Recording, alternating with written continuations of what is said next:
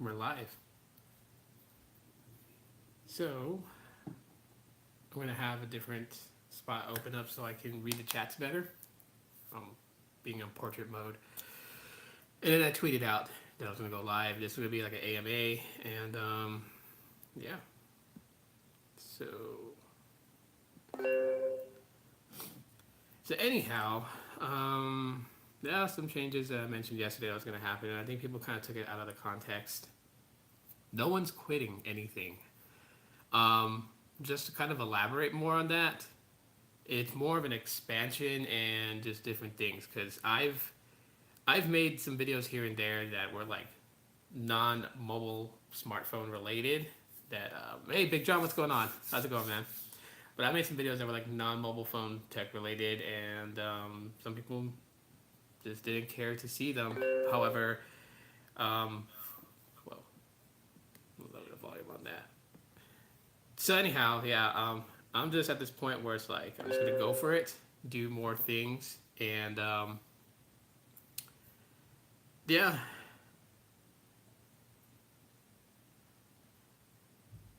So, anyways, how's your guys' day starting off? How you guys been? This has been a long time since I've done a stream. The glasses look great. Thank you, appreciate that. Um, hey there.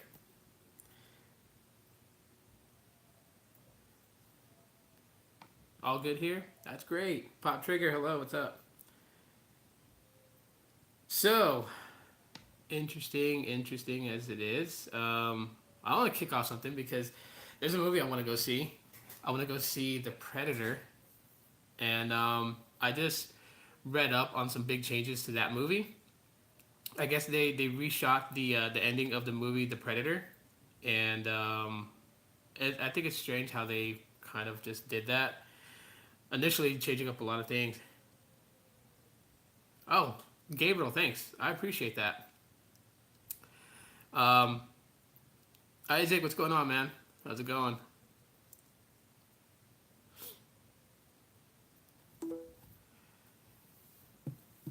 Everything's good here. Everything's good here. So like, yeah, let's talk about the Predator. Um, that's crazy. Just I don't know if you guys seen the trailer. How many of you guys seen the trailer of Predator? Because when I first saw it, and then when they first talked about um, making the Predator and how they were kind of like shifting a little bit because of what happened with the movie Predators and how like a lot of people did not like that based on like the super predators and how the story was told, and it really just took the original Predator. Yeah. They just took like the original movie Predators and just redid it all over again with the super predators, and so it was just crazy how all that went. With this one now, apparently the predators are hybridizing. They are mixing DNA, and then also how they kind of just changed it all up from like the predators being, scouring the universe looking for the ultimate prey to hunt to hone their hunting skills, to now that they've actually conquered majority of the universe. And there's a lot of things that they're kind of bringing into that I think is just really, really weird. So I just wanted to know what you guys think. Some of you guys if you guys are into the Predator movies, and if you are, let me know what you guys think. On top of that, um, yeah. So as I've been trying to keep up with what's going on, looks great. Can't wait to go watch it. Awesome. I'm kind of like, I know they changed a few things. Like I know in the original script and in the original filming, there were three of like the jungle predators that were apparently supposedly captured and being studied in Area 51 and all that. And they were only allowed to hunt at night in exchange for them, helping helping us and us giving them asylum. They changed that out of the movie, so there won't be three predators that are allied with humans. There'll only be one, well, sort of. He's not really allied with them. He was captured. We were studying him. We were keeping him in a lab. He breaks free. But then there's the other one that they kind of reference as a super predator, but he's not. And that's that big one that you guys see in the trailer who rips, like he punches through the wall and he grabs the predator and like slams him on a car outside. So there will only be, I guess, like two, and they did mention that they would be like a predator hellhound shown in this movie. So I mean, I don't know exactly what direction they're going with it. It's gonna be weird to see how that happens. Do you use Movie Pass? No, I don't. I don't use Movie Pass. Maybe that's something I should probably look into. But yeah, but that's just kind of like the question about predators. I just kind of want to start off with. But I mean, yeah, this is an AMA, so I mean, if you guys got like any questions that you know you want someone else's opinion on, feel free to ask them, and I'll answer them. Let's see how it plays out. Yeah, I'll definitely say that. Let's see how it plays out. Um, Hopefully, it does pretty good because the Predator franchise is like something that I feel like is just weird. And then on that too, now Aliens versus Predator is now canon with the story. So I don't know if they're ever going to bring it up to where they incorporate Prometheus involved in it and kind of just tell the tale of the rivalry between Yalchas and the engineers, because eventually they're going to probably go towards that. Um, but if they do go towards that, that'd be kind of cool. Because apparently, a backstory that the engineers are the ones that created the xenomorphs so that they can battle against the Yalchos, which is the predators. That's like their clan. Well, not the clan name, but that's just what their species is referenced as. And so we'll see. We'll see if they tie it all in together. Aliens, Predator, the movie Prometheus with the engineers, and just tie it all in. And just, yeah.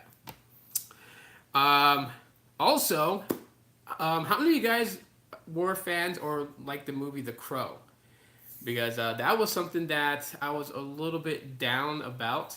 Was like I've the original movie. Okay, so I'll go on the original movie with Brandon Lee. I really liked that movie, and I liked the way the story was told. And I never really felt like the movie was on some sort of budget until like they started talking about it because of the reboot they were trying or have been trying to do. They were trying to reboot the movie The Crow. Did you know how to film in landscape? Do I know how to film in landscape? Yeah. Um, did I go see Ant Man? No, I haven't seen Ant Man and the Wasp. I haven't seen that yet. Um, but I intend to go see that. I know that there's two scenes after the credits. One of them referencing to Avengers: Infinity Wars, and just kind of like I don't know if for some of you guys who haven't watched it yet, I don't know if I should talk about the credit scenes or the after credit scenes, but they are kind of spoilers. But yeah, anyways, going back to The Crow. So it seems that Jason Momoa and the director of The Crow have walked off. I think this was like a couple of weeks ago. I read this article and it was kind of sad because they were actually coming to a shoot date and a release date for the reboot of The Crow. And The Crow was probably one of my favorite darker comic series to follow. Um, Where's the LG Styler for? Yeah, though for Boost Mobile. Who knows? Who knows where it is? There are so many people that's talking about that it's going to be called the Q Stylus on Boost Mobile and that it may come out later on this summer. I don't know. But yeah, they walked. Was it Jason Momoa and the director walked off? Conflict of interest with Sony Pictures, only based upon that they wanted a little bit more budget for the film, so that way they can actually produce a good film. Because the original Crow movie didn't have a lot of budget for it, and still it came out good.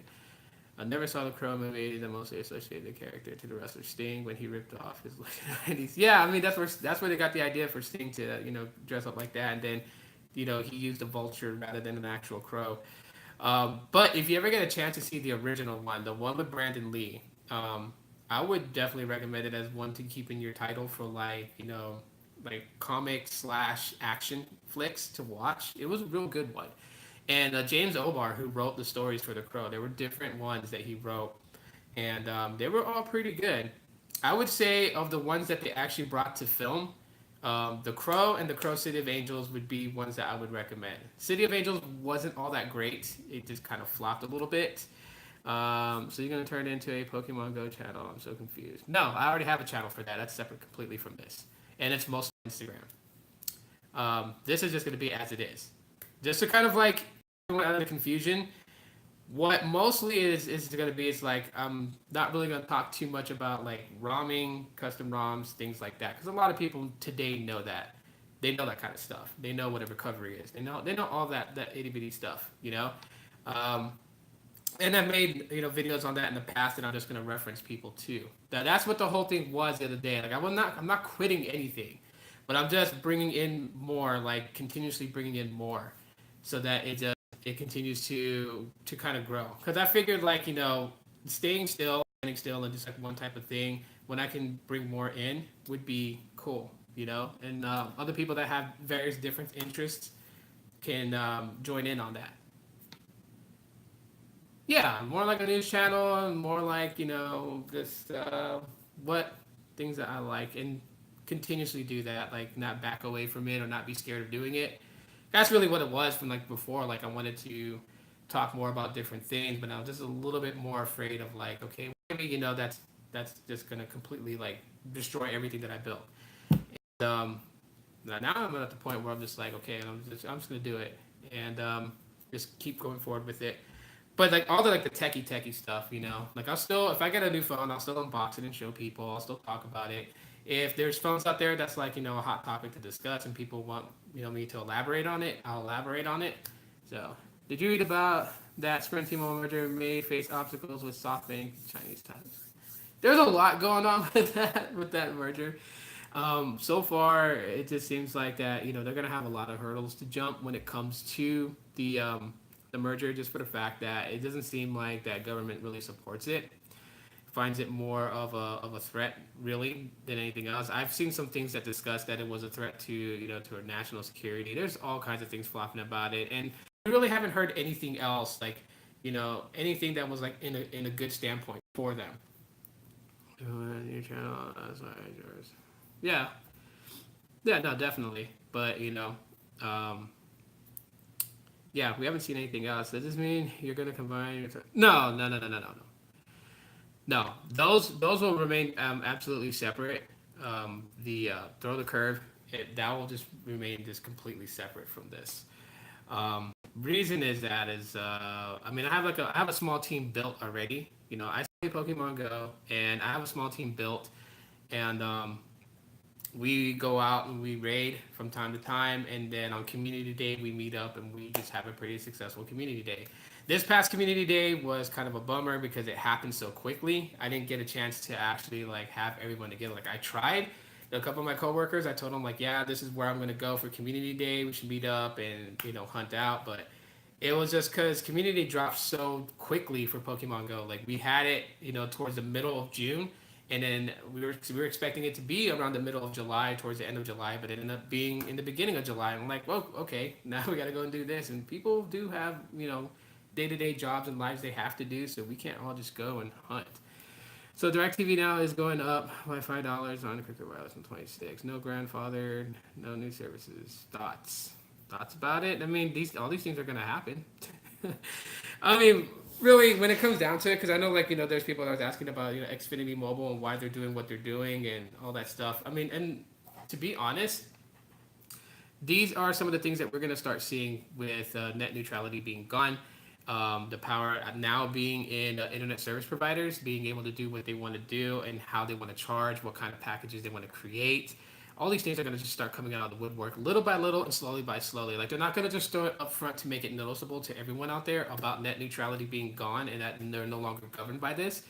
They're going to make their changes incremental and small throughout until they get it to where they want. And I'm not saying that there will be a point where it's like, you can pay for basic internet service, you can pay for basic mobile phone service, but then if you want to have access to YouTube, you got to pay $10 more. If you want access to this, you got to pay $10 more. I mean, it will come that like not exactly in that way, but you will be paying more. I mean, I think right now, like with certain providers, they're having it to where you can stream only at 480p, but then if you want to stream at 720, you got to pay like $5 or $10 more. I know Sprint was doing that. All these cord cutters think they are slick, but they will still get caught somewhere. Yeah, but I mean the thing is that we don't have a ground to stand on anymore. When the FCC voted out net neutrality, they pretty much took the only foundation we had underneath us away. Now, certain states, I think it's like Montana, they were pretty smart about it. Whether net neutrality doesn't exist anymore, they pretty much made it clear to every internet service provider that's there in Montana is that if you don't keep an equal playing field, you will lose your state and government contracts. And so that was kind of like boom, like If you change shit up on us, you're screwed because then we will just end with you and start, our business ventures somewhere else. And these companies don't want to lose that contract. Those are heavy contracts. So Montana had the right idea of thinking, which is kind of like, putting up, I guess, strong arming the internet service providers to keep it equal and not try to pull some sort of stunt like this. But with these companies being able to do that and no ground for us to stand on with net neutrality being repealed or already repealed, it's done, it's over with. We're just gonna have to see where it goes from here going forward. I know there's people that's still trying to fight this. They're still trying to get it overturned, and good luck to them. And I support them because I support net neutrality. But it just looks bleak. And on top of that, the chairman of the FCC happens to be Verizon's former lawyer, and Verizon's for years wanted net neutrality gone, and AT&T also as well. And Sprint kind of flip flops, little jerks. They're all like, "Yeah, we support net neutrality," but then they do things that is pretty much against it. So Sprint just doesn't even have an identity anymore. You went out in 100-degree weather to play. I would have stayed in the car blasting the AC.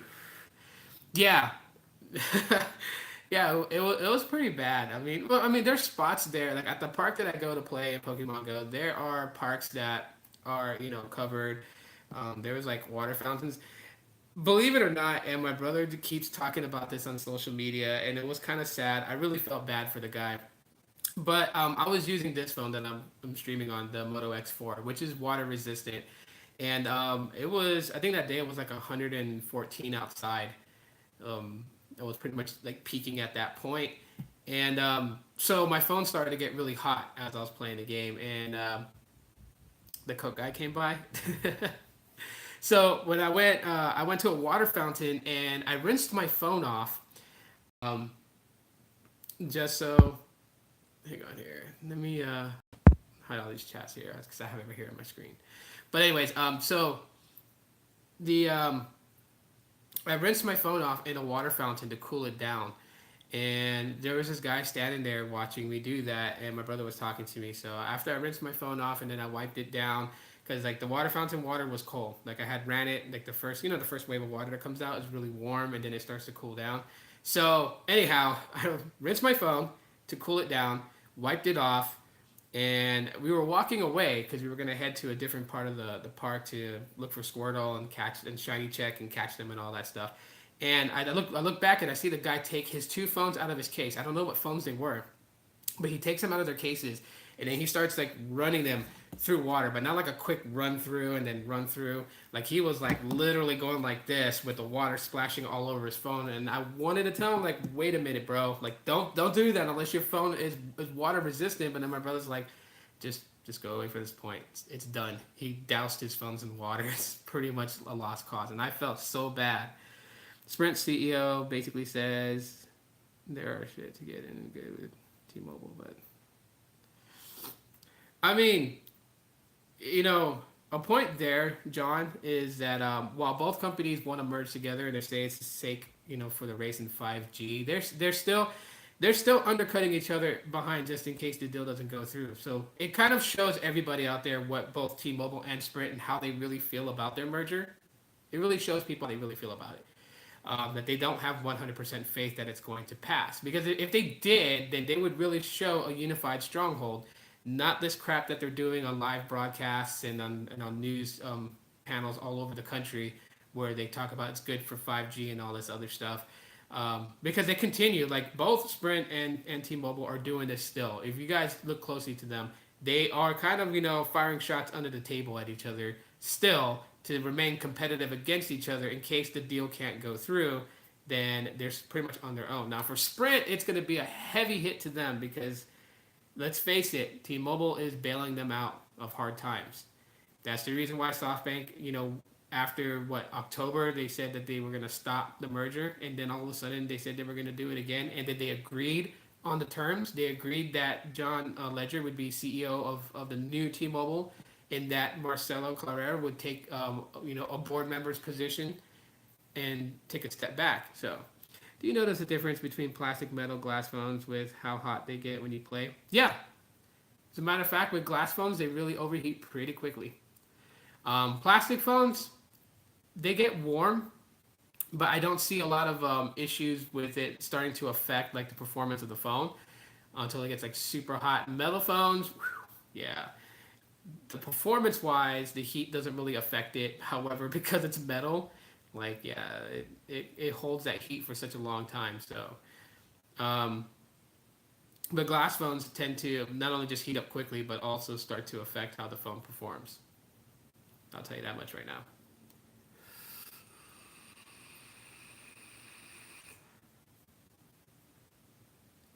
If that mugger don't go through, sprint's done. Oh, merger, sprint's done.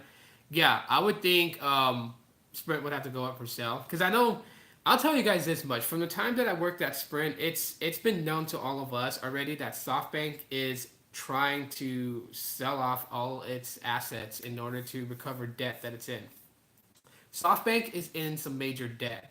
And I don't know if you guys know what Brightstar is, but Brightstar was the insurance company that Boost Mobile used to replace your phones. And it was owned by SoftBank, and SoftBank actually sold them. And so this deal with merging Sprint with T-Mobile, and that SoftBank would get a percentage out of the deal regarding shares within the company, was also their way of being able to kind of create more revenue to pay off debt. I mean, SoftBank's not going bankrupt or anything like that, but they have a huge hole of debt that they're in that they need to basically get that settled. And they're still selling off other companies that they have acquired over the years. So, if they don't get to, merge Sprint with T-Mobile, which would have been the better option for them to kind of recover back revenue that they need, then they would have to basically sell the company off to another company that would want to take over Sprint. Now, this next company, if SoftBank sells to another, multi-million dollar company to own Sprint, hopefully, there are people that they put in place to contain the structure of Sprint and make, those changes that obviously every company will do. Hopefully they do it for the best. They get smart and wise with it. Um, yes, and some people will say I'm crazy for this, but I do feel like that when it comes to Sprint postpaid, it's time for them to convert over to GSM. I honestly think that. For Boost Mobile, I think it should be a mixed play. So I think Boost Mobile should still be able to use CDMA, but also use GSM. And I know it sounds retarded to say it like that, but if you think about it, if majority of the postpaid Sprint customers are like fully GSM, that alleviates a lot of the CDMA network, which actually works pretty good. It does when it's not overly congested. However, Sprint was so hell bent on getting people to sign up with service for them. Yes, their network can't support as many people as they would like, and therefore service is crappy. Well, of course it's going to be. Think about it like this: try to put a golf ball through a garden hose, right? Does it flow smoothly? Hell no, it doesn't, right? And that's pretty much what it is. It's like you got the golf ball, which is all its Sprint's customers, whether postpaid, prepaid, or MVNO tag-alongs, and it's being shoved through a garden hose, which should be able to easily have a flow of pressure with just regular water. You put a golf ball in there, and it's going to back up pressure, but it's not going to shoot that ball through. It's going to congest it and block it up, and that's what's happening with Sprint right now. Have you tried playing Pokemon Quest? No, I haven't. I haven't tried playing that yet, but I think I should give it a shot. I mean, right now, um, I've been pretty much heavy on Pogo, to the point where it's like, it's just because like for me, like I'll tell everyone, like I played it when it first came out, and then I stopped playing for a while just because I didn't see anything new happening. And then when he started bringing out gyms, it's like, okay, well that was all right. I played it here and there. When they brought out raid battling, it piqued my interest. But when they were bringing out the ability to have friends, connect with friends on Pokemon Go, trade gifts, and then go and raid together and have like a friendship level increase, kind of gave me like, okay, they really are going through the point where we'll soon have PvP on the game, and then we'll be able to play against other trainers just by linking up the same way you do for a trade. Ever heard the term "can suck a golf ball through a garden hose"? Yeah, I've heard that. I like to start Pokemon Go in the morning and cook my eggs on it as it melts. My phone kills two birds with one stone. Yeah, I move around, play the game. But yeah, So I think like right now, this past community day on Sunday, I leveled up to 28. So I have 12 more levels until I reach level 40. Have you spent any money on Pokemon Go? No. What I do is that I leave one of my Pokemons at the gym for as long as I can, and it builds up revenue. I think it only builds up like 50 cents a day, but you basically 50 cents equivalent to Poke coins, and then I use that to buy things. Um, Actually, no, I did one time. I did. I was completely out of Pokeballs, and I bought like 1,200 Poke coins. So let me take that back. I did spend money on it one time.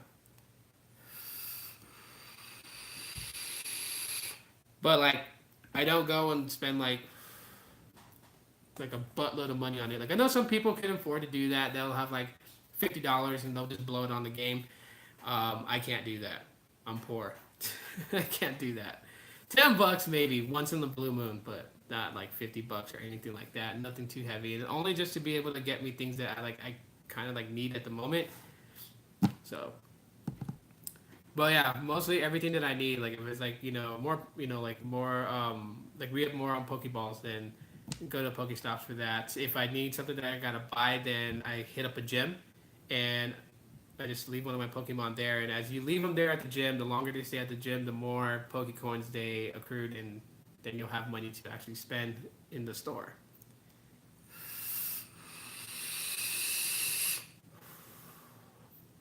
But yeah, for the sprint side of things and all that, yeah, they're in deep, they're in deep, yeah, they're in deep. Too bad. The new Switch games, are you gonna get that one? Yeah, of course. I made a video about it when they announced the Let's Go Pikachu, Let's Go Eevee. Now, a lot of people wanted to know how that was going to work, being able to transfer your Pokemon from Pokemon Go into Let's Go Eevee. And I think the way that it works is like, yeah, once you trade it, or not trade, but once you transfer it from your Pokemon Go game into Let's Go on the Switch, you cannot send them back.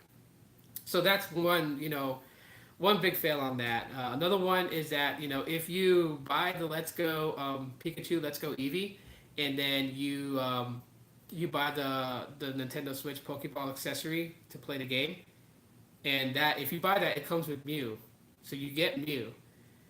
You cannot trade Mew from Let's Go Pikachu into Pokemon Go. So the only way to get Mew in Pokemon Go is to complete the research task. I started playing a while ago, never got far. Do you think it's worth starting over again? I think so. Honestly, I do. At this part right now, just what they have, the game doesn't feel so bland anymore. Like instead of just walking around and just hunting Pokemon and catching them, you have the global researches now. Well, not the global research, but the research tasks now. So right now, the research task that you have to do is leading you towards catching Mew. And let me tell you guys right now, I've seen a ton of YouTube videos about it, trainer tips, Mystic 7, and getting Mew is going to be extremely hard for the simple fact that when you do get the opportunity to catch him, yeah, he pretty much blends in with the background. So it's going to be hard to get him. Now, I don't know, because I know like most devices don't support AR. And if you don't support AR, I'm pretty sure it's going to have that regular cartoon background, and you'll be able to see him, or maybe he'll blend in with the background wallpaper of it. But in AR mode, he blends in with the background. So like if you're like in AR mode and you're facing a building, he's going to blend in with the building. It's hard to see him, so it makes it hard to catch him. But the research events are enough to keep you going, to make things interesting. Like right now, I think I'm out of. Well, I don't have the game up, but I think right now I'm on research task 5 out of 8. And within that 5, I have to catch 10 ghost types, which is already hard because ghost types don't really spawn until between 8 p.m. and 8 a.m. And normally around 2 a.m. is when they mostly spawn, and I'm already asleep by then because I have to get up at like 3:45 in the morning to go to work. So I have to complete that. I think the other one, I have to catch a Ditto. So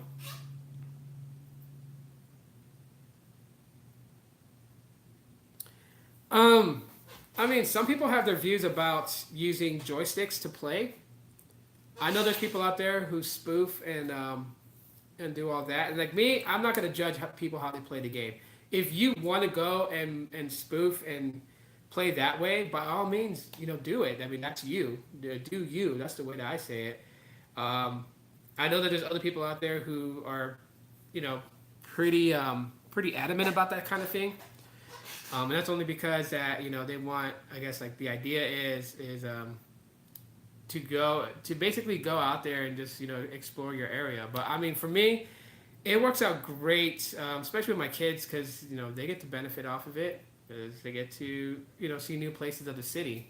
We try to go to different parks that are known for spawn points. Like already, I registered online with Syphil Road, which is a pretty good networking site for this game, and there's a lot of people that you can meet up with and connect with. And on top of that, they also have like an atlas where people kind of report where they're finding nests of Pokemon to where they go and spawn.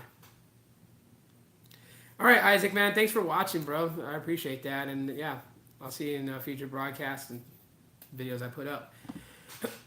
But yeah, so I'm signed up with that site, and yeah, people will report where there's nests or where there's frequent spawns of a particular type. So you can always go to that if you're looking to evolve a particular type of Pokemon. You can always go to that and figure out where you're gonna go. So, I mean, if you want to spoof and play from like one spot always, that's up to you. I would definitely recommend to play it as it is. Get out there in the world and kind of just be out there and venture around, see your city, and meet people. Above all things, meet people. And don't meet the assholes out there that are like super adamant about the game. Like I'm into the game, if you guys can't tell, but I'm not into the game where I'm gonna be like, yeah, you can't raid with me. I'm gonna, make it a private group raid, and you have to have this level CP of a Pokemon in order to join my raid. Like I'm not a dick like that. There are people like that. This past community day, me and my brother, we just like walked away from a raid that we wanted to join in, and that's just because there was a woman there who was just like so adamant, like a team captain, like, yeah, if you don't have a Pokemon that's like CP 3000 and up, you can't get in. I'm like, okay, whatever, lady, it's just a game. Like I like playing the game, it's fun, and we get to meet up with people and it's interesting, but at the same time, like people can really ruin games, and it's not just Pokemon Go, it's any type of game like that. Even Ingress, I got annoyed of it because people out here that were playing it were just so adamant and so yeah, it's just crazy. It's crazy how they are. I appreciate that, Mill Hustles. Thanks so much. You don't have to do that, bro.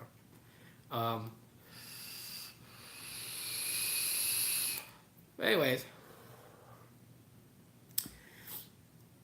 but yeah, I mean, I don't know. This turned into a Pokemon Go type thing.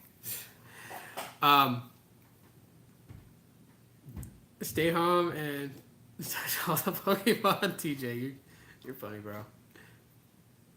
Oh, Pop Trigger, thanks so much. I appreciate that. I really do.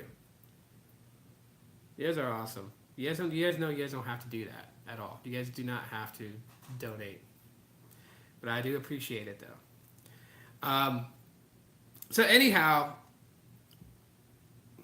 let's kind of like flip topics here now. Yeah, so LG Stylo 4. I think I'm going to message Dragonic Warfare today about that to see if it's going to be called the LGQ Stylus on Boost Mobile and if there's any expectancy to see that phone. It's just, yeah. I kind of feel bad for people with Boost Mobile because, like, you see Cricket has it, and Cricket actually, and shout out to Cricket, man. They finally got the Stylo 4 that is a little bit better from what I'm reading, better than the Metro PCS's. So there's people that have the game. Could just stay home and do the regular stuff. I see. But yeah, Stylo 4. People are waiting for that phone. Boost Mobile and Sprint. What's happening? The new Samsung phones on Boost Mobile are. Oh, they're. Yeah. They're easy to be slept on. I don't know what Samsung's thinking with that. Like, I'll be perfectly honest with you guys. I don't like when manufacturers regurgitate something and just put the new OS in it. Like the Moto G6 Play, I think that phone's great. I like it. It's got a few bugs that irritates me. But I think overall it was a nice try for Motorola. But was it anything different from my Moto E4, which is why I still use my Moto E4 as my daily driver now. I get better performance out of it than I do the Moto G6 Play. And that's just being honest. And I know everyone's Moto G6 Play is not exactly like mine. I know mine has to have some sort of defect. I don't know if it came in with a batch of them that was like that because other people report having the same issues. And yeah, but I can honestly say that with this whole thing that with Samsung, the J7 Refine and the J3 Achieve, it's like they upgraded very small things in it, and then just gave you just a phone to have. And it's like what would have been better than giving us another repackaged, last year's model type phone. Instead of bringing, like the J7, they could have built it out to be like, the was it like the Samsung Galaxy A7 or A9, the A5? Like bring the A series to Boost Mobile. Those phones were awesome. I seen what's his name? Um, the flashing droid, Chinese dude from that pretty much does YouTube videos about smartphones as well, and he's going to college in England. But I seen his videos where he covered like the Samsung A5 and A7 and A9. I think they were the 2016 models, but those phones looked gorgeous, and they were a little bit more up to date with Samsung's features that they have. Like I know like the J3 Achieve, someone mentioned that it has Bixby, and I believe in the J7 Refine has Bixby as well. Bring the active series to prepaid. That would be dope. Yeah, it would be. It would be dope to have that. Samsung Galaxy Ant Prime 3 is it's new from it. Oh, okay. Samsung focuses on their flagships more than they do with their mid-range phones. Yes, that's true. And you know what? That same statement could be said with LG, and it could be said with any other OEM.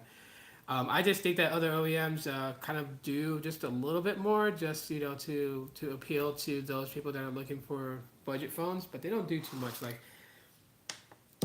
hearing that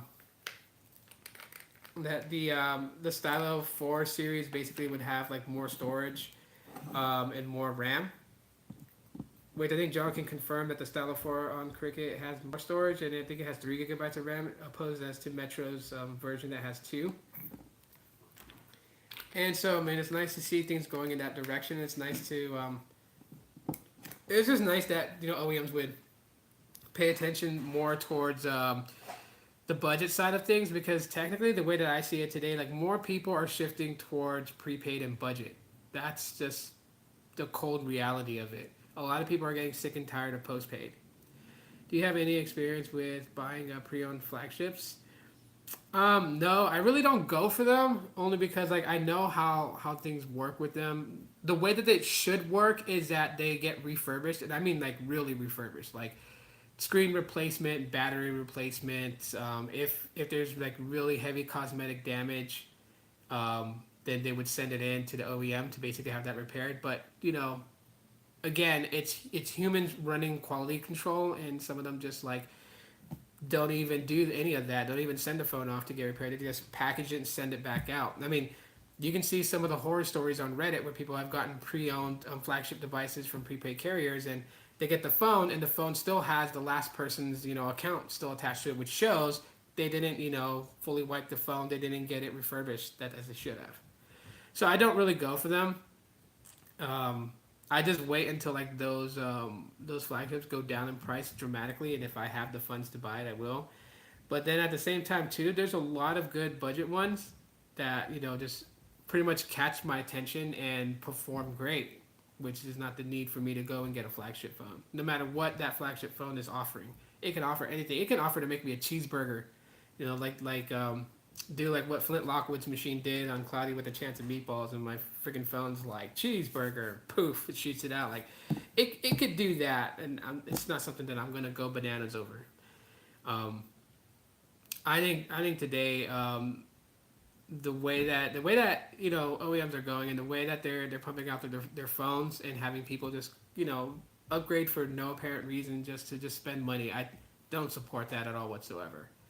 I think if you have a phone that still works great, and a lot of what what's going on out here today as far as like applications, social media sites that still support that version of Android, then there's really no reason for you to upgrade.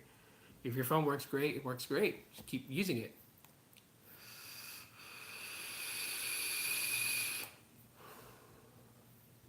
I mean, if you have the experience in rooting your phone and installing a custom ROM, go that route and just keep breathing more life into your phone. Like I know the Moto E4 Plus has root. I've seen on XDA that it has root, and I believe it has recovery. So it just needs ROMs built.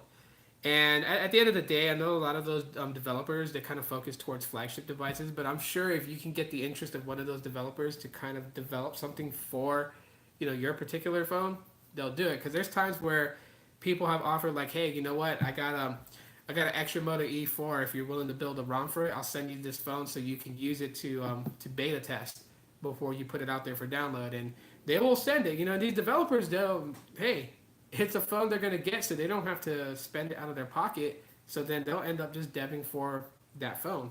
So I mean, you have things you can do. Have you noticed any differences in camera image quality between the E4 Plus and the G6 Play? Not really. Not really. Um, at times, to me, with the G6 Play, I mean, it takes pretty good photos, the same as the E4 Plus does. I just noticed that, like with the G6 Play, the photos, the color imagery in it, it pops a little bit more. So that would be like a very minor difference between. You know what? Just for shits and giggles, I'll just do like a photo shootout between both phones. I'll probably have that video up this Sunday, and then you can check it out and see the differences between them. I'll just go and shoot some videos and photos with both phones and just kind of like compare them. So that'd be cool.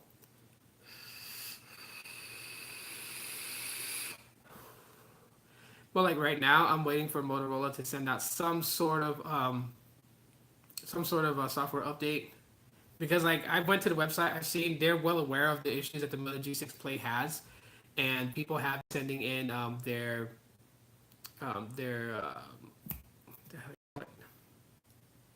their log because they're having people go into safe mode to see if it's a particular app that's causing the phone to act that way or if it's the actual hardware of the phone or software related, and people have been diligently doing what Motorola's been asking and sending in all these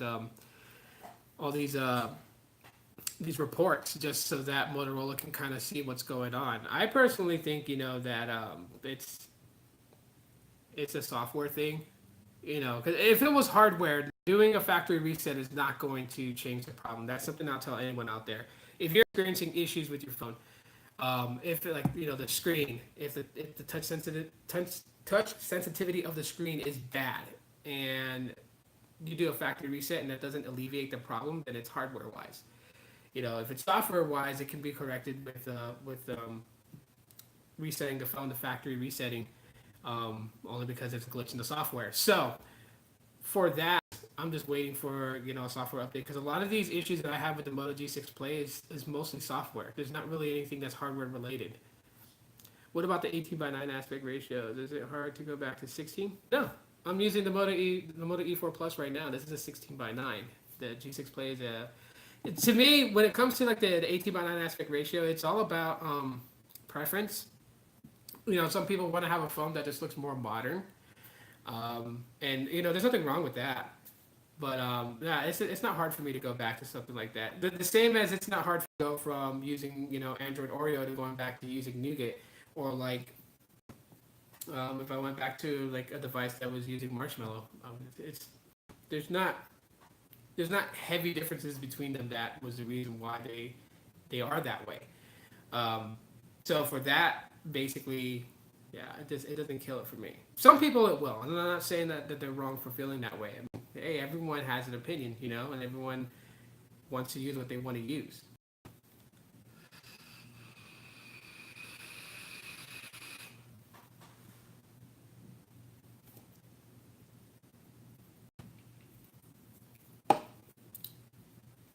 Don't mind me. I vape when I'm in conversations. I'm like when I used to smoke cigarettes, I was more like a person who smoked during conversations.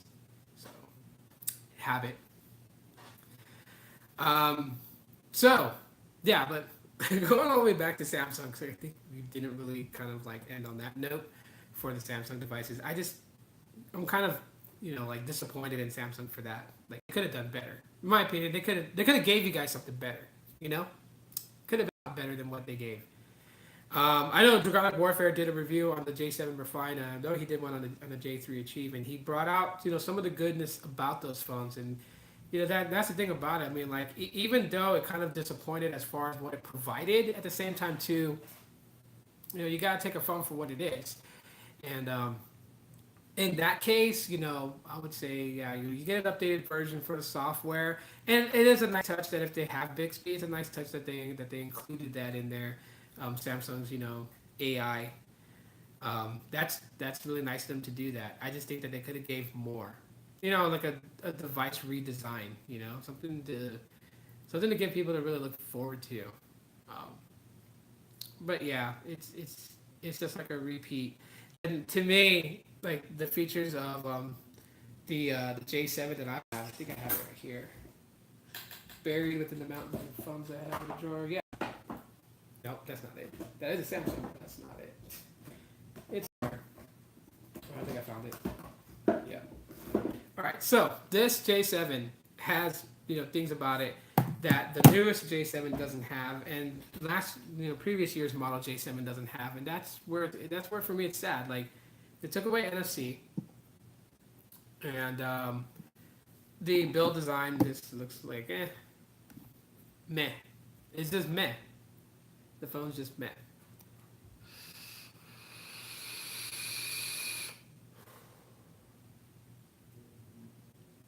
I can hear the air conditioner turn on. That's weird. It sounded weird.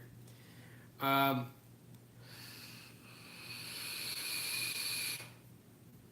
yeah, so what devices are you guys looking forward to? That's my question back to you guys for this year, within any carrier. Yeah, they did too. I don't know why they did that. They could have just increased the battery size. That's what I think they should have done with the J7, was increase the battery size. Like, don't take away AMOLED display. I mean, you have a pretty good thing when it comes to AMOLED display. Right now, what was things like the next iPhones coming out this year are contracting to LG for AMOLED displays. That's crazy. That is absolutely crazy. And LG hasn't had the best luck with AMOLED displays. Tana does tag. What up, Tito? What's up, man?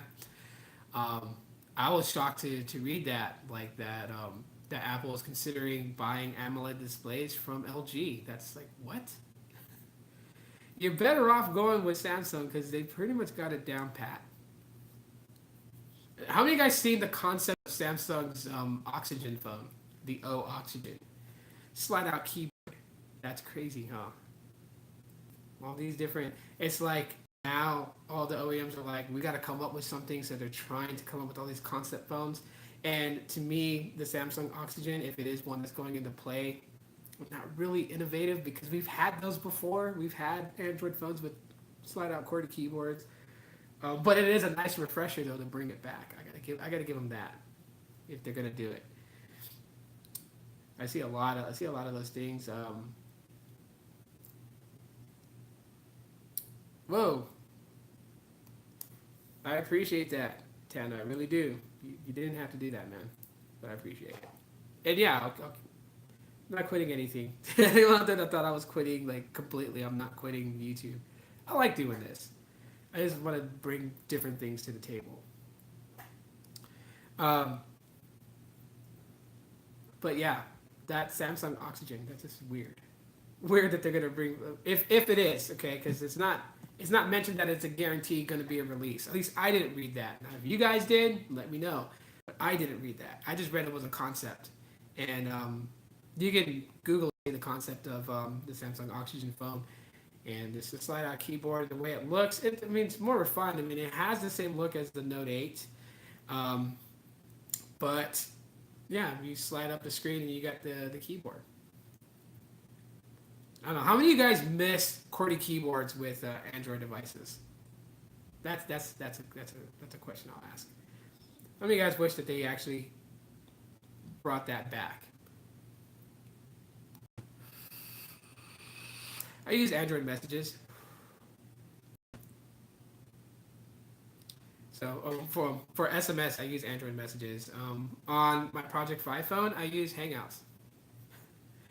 I still use the Hangouts app just for SMS. I use a phone app. I don't never owned a phone with a full QWERTY keyboard. Really? Well, maybe try one out. I know, like before, when QWERTY keyboards were still around, before they completely just got rid of them, because they started like upping the size of Android device displays.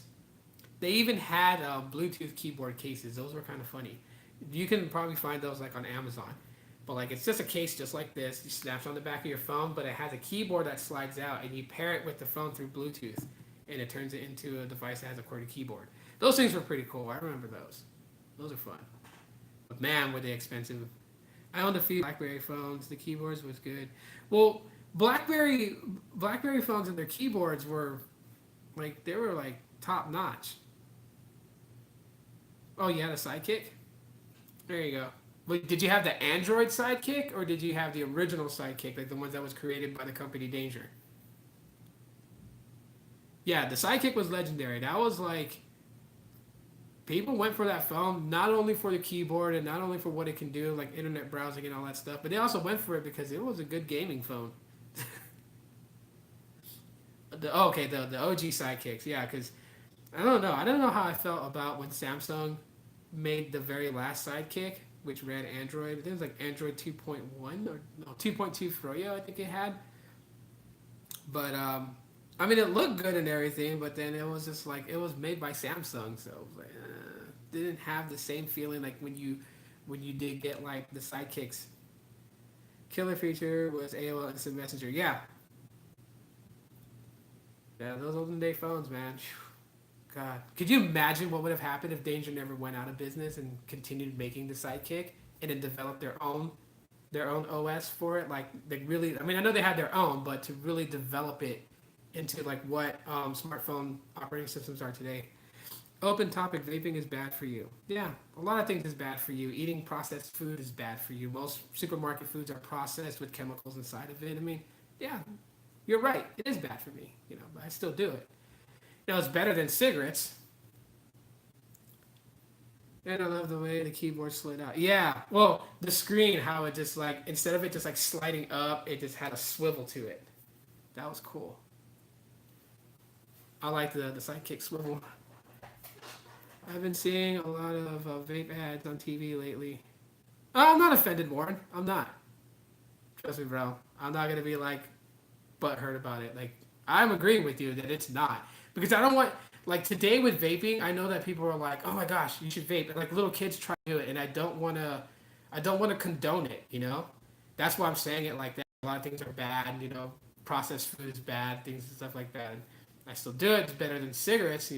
But it is bad. Like I'm comparing it to like the stuff because you gotta think about it today when it comes even like with food, what we put into our bodies is actually mutating us in a way because they use processed chemicals for food. They use steroids in our meat. They use all kinds of pesticides in our vegetables and stuff like that. So I'm comparing it to the dangers of that. It's a slow killer. Vaping still is bad for anyone out there. I mean, there's certain things that you got to think of when you vape. Like certain e-juices you vape can give you what's called the popcorn lung effect, which could kill you. Um, and then there's also like the actual harm. Like if you don't know what you're doing with your vaping mod, you can short it out. Well, not these. These actually have like they have a chip inside to regulate and govern so that you don't really short out. But just using like regular mech mods, just aluminum piping with batteries inside of it, and then your never use these tanks with mech mods by the way, but like using like an RDA on it, those things tend to like they'll explode if they short out, and people can get seriously injured. So yeah, no, I'm not offended, bro. No, not at all.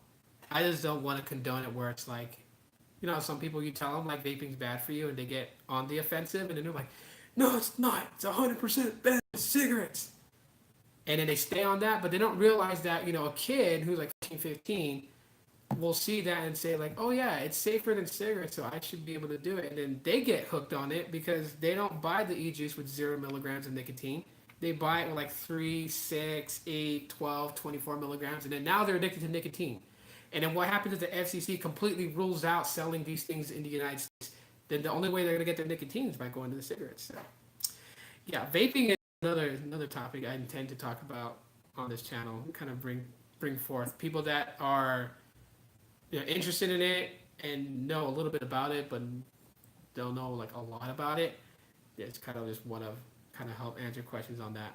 Because I mean, when it comes to vaping, yes, it is safer for people to be around me because of there is no secondhand smoke, you know.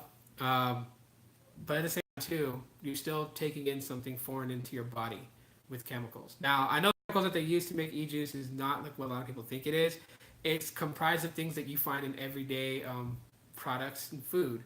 Propylene glycol and vegetable glycerin are the main two ingredients in e-juice. And you have flavoring, and then you have nicotine if you add it. And like certain vape shops, like I go to a vape shop here called Red Star. They actually let you mix your own, and it costs less than buying pre-mixed. So you get the vial with nicotine in it, which you have to be extremely careful with because nicotine is very poisonous. So you get gloves. You get your flavoring, and they have it all measured out so it mixes well. Then you have your vegetable glycerin, your propylene glycol, and you can mix the ratios of that, whether you're going to go 50-50, 70-30, 80-20, so whatever your preference is to vape.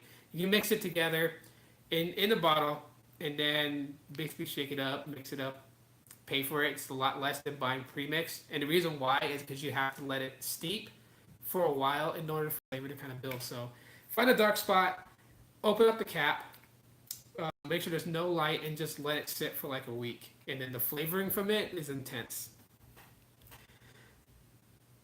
Let's see. Someone said the jewels were making them have seizures for the first time in their lives, and it confirmed when the same happened to their friend.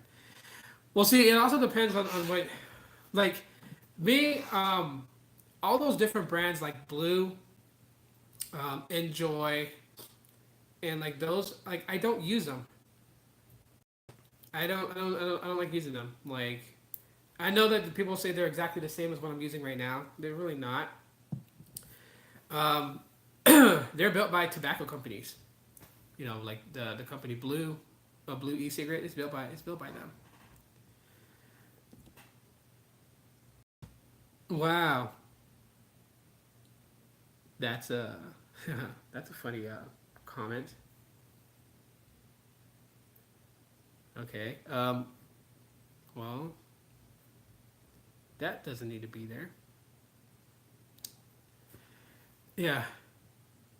Upload this because I had the volume down and I didn't hear your response. Oh. Well, I mean, yeah, this is gonna upload no matter what. Live broadcast that's streamed, they are saved to the channel, so you can always go back and listen to my response. But yeah, those companies like Blue and Enjoy, they're made by tobacco companies, and obviously tobacco companies don't want vaping to succeed in the way that it has over the years.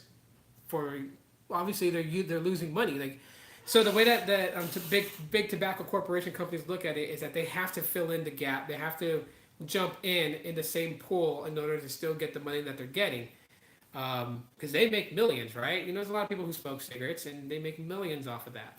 So if those same people switch over to vaping and are now pouring their money into the vaping industry, big tobacco companies are not getting their share, of course they're going to have to make something similar to keep people in.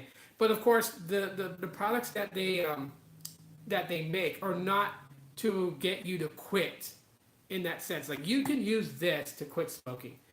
You can definitely use this as long as you come up with a game plan. If you start to reduce the amount of nicotine that you're vaping on gradually to bring yourself to where you don't need the nicotine and the nicotine's no longer in your bloodstream, then your mind's not going to crave it. And then, yeah, you could literally just put this in the drawer or give it to a friend and be like, here, if you want to learn, if you want to quit, here you go. Like, those things you can do with vaping. You can't do that with the e-cigarettes that big tobacco companies are making, like Enjoy and Blue. You can't do it with them because they don't want you to regulate the amount of nicotine. As a matter of fact, with those little disposable e-cigarettes, they tell you like, oh yeah, this will last you like you have a cigarettes, and it's bad marketing because you can vape on those things and completely like kill out the e-juice that's within them. And you can do that in just like 15, 20 puffs, and boom, it's done. And you go back to the store and you buy another one for $7. YouTuber Stevie Tech did a YouTube poll to see if people want to see him do an unboxing of the Samsung Galaxy J3 Achieve. Okay. And I feel 100 times better not smoking. Yeah. Uh, how do you feel about phone unboxing videos? I'm kind of bored of them. Oh, interesting thing, Pop Trigger. See, a lot of people love unboxing videos because they get to see a phone being unboxed. So they get to see, like, oh, brand new phone, right? But they're all the same. It's just a different person in front of the camera or behind the camera, however they choose to unbox the phone. And yeah, so I mean, I get what you're saying. Like sometimes, it can get bored. I feel like, my unboxing videos are boring. There's nothing special about them. And so I just kind of like, I don't chase down phones anymore to do that. I rather just talk about something that can be conversed over and have different. They're okay. Depends on what kind of phone the person is unboxing and if I'm interested. Exactly. It's all about interest. So like someone can buy a phone from TrackPhone that's like $20. It's not going to be that interesting. And someone can buy a Galaxy S8 and that's going to be more interesting. It's just weird how it is. And so that's why I want to, like other YouTubers, I know, what's his name, Jay Wells has like a different channel now. He has two channels, his channel, and then he has another channel with a complete different topic. Some people honestly love unboxings. Yeah, some people are addicted to it. I'll tell you, it's a legitimate addiction that people are addicted to seeing unboxing videos. The cellophane being peeled off a phone for the first time, it's just, yeah, absolutely crazy. But yeah, that's a real thing. I don't know where you guys feel like the state of like, oh, battery's dying on the tablet. Okay, don't worry about it. No, I didn't mean to go to it. I'm using my tablet to read the comments, and yes, you guys can laugh. I'm actually using, a tablet. I have a use for a tablet. But I mean, yeah. I don't know for CV Tech if he's gonna unbox the J3 Achieve. I mean, good on him. Yeah. Also, I don't really see my speed test comparisons. Who's making their purchasing decisions based on which phone opens Snapchat 30 seconds faster? I mean, yeah, I get what you're saying, and some people actually do. Believe it or not, a phone opening Snapchat 3 seconds faster than another phone would actually have someone go and buy that phone. I don't know. There's different ways of looking at it, and that's the thing that I love about technology is that people have different ways of looking at things, and it's just because one person looks at it one way and another person looks at it another way doesn't make either of them wrong, or either of them 100% correct. It's just all about preferences. Yeah, there's people that's like, as long as the phone does what I need it to do, then it's good to go. My kids are awake. But yeah, but then there's that, and then there's people who have to have the best camera. It has to have NFC, it has to have this type of display. It has to have, you guys get what I'm saying.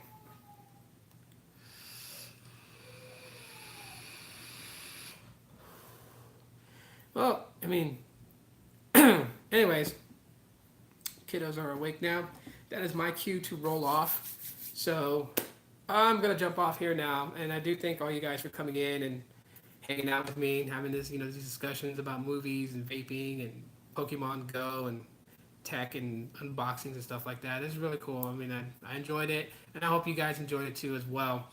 But yeah, I'm gonna head out of here. I gotta jam out and get my day started. Maybe I'll do one more broadcast tonight. Get this. I'm gonna start living with unlocked phones. Cool. Unlocked phones are great because you can always take them where you want to go. I mean, that's the big bonus of it, right?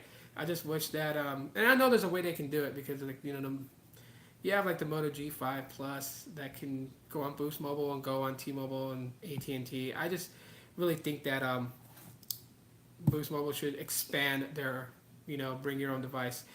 Thanks, Tanner, for coming in and hanging out with me, bro. I really appreciate it. I appreciate the donations you guys gave. You guys don't have to do it, but you guys did it, so I really do appreciate it. Thank you so much for it. And yeah, I'll probably come back out and do another live broadcast later on tonight just to shoot the shit or whatever. But you guys are awesome. Stay blessed throughout the day. And I love you guys very much. You guys are awesome. Bye. I forgot how to end this. Okay, there we go. See, it's been so long since I streamed.